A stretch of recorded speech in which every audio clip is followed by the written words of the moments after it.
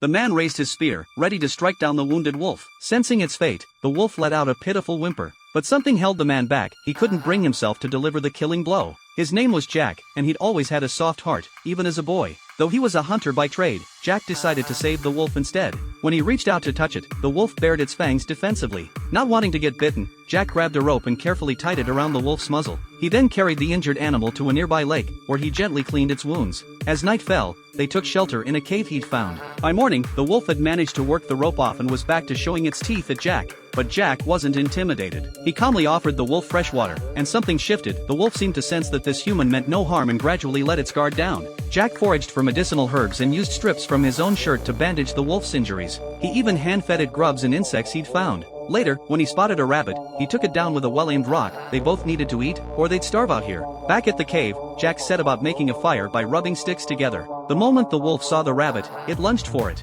Jack immediately slapped it away and took a savage bite of the raw meat himself, making it clear who was boss. The wolf got the message and backed off. Once the fire was going, Jack roasted the rabbit over the flames. The wolf watched from nearby, drooling at the smell. Seeing that it was behaving itself, Jack tossed it a chunk of meat. The next day, Jack prepared to head back to his tribe. He gestured for the wolf to go find its own pack, but the wolf wouldn't budge. Left with no choice, Jack started walking alone only to realize the wolf was trailing behind him. When he stopped, it stopped. When he moved forward, it followed. He tried throwing sticks to shoo it away, but the wolf just fetched them and brought them back like a game. And so they continued on together, man and wolf, unlikely companions on the trail.